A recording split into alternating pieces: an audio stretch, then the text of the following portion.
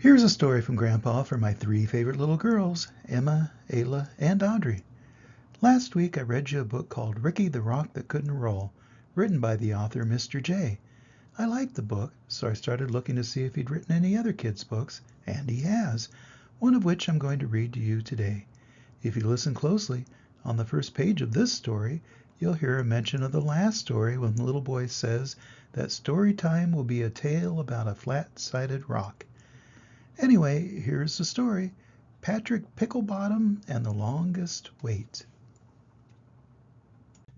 Story by Mr. J. Illustrations by Gary Wilkinson. For young Patrick Picklebottom, who loved books most of all, it was exciting to read what was up on the wall. The sign said that story time's around 5 o'clock, a cute little tale about a flat-sided rock. It's supposed to be good, he had heard a review, but he was 2 hours early, with nothing to do. It was pretty good, don't you think? So he sat. And he waited. And he waited some more bored, more impatient than ever before. Was it 5 yet? He looked at the clock just to see, but oh no, it was only 2 minutes past 3. It felt like a week had already gone by, and for a moment he thought he might break down and cry.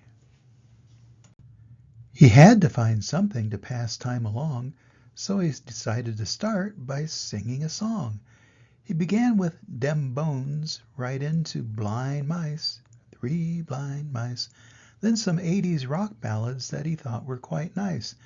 He was dancing around, having all sorts of fun, and the next thing he knew it was 3:31. Patrick sang all his songs and his dancing was through, so he set out to find something new he could do.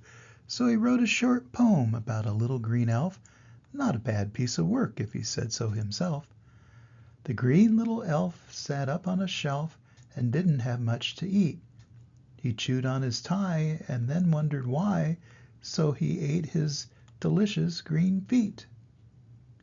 So it wasn't that great, and he'd have written some more, but he glanced at the clock and it was 10 after 4, getting closer to 5. The next thing he did was to find some old chalk, and he drew a bright sun, some clouds, and a hawk soaring the sky above a field and a lake, and then, for no reason, he drew a big cake. It was chocolate with frosting and swirly red lines, and big smiley faces and star-shaped designs. Then he drew a fast car and pretended to race before drawing a rocket and flying through space. A small castle here, and a dinosaur there, and a chess game between a fern and a bear.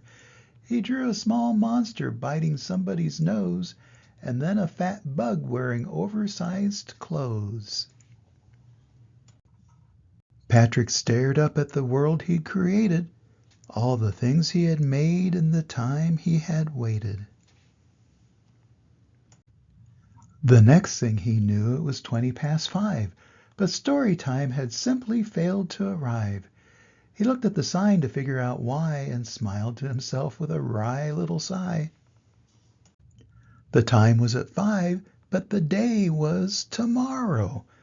Though he didn't feel anger, annoyance, or sorrow, he'd simply come back, and he wouldn't be late, precisely at 3 to enjoy his long wait. And that's the end of the story.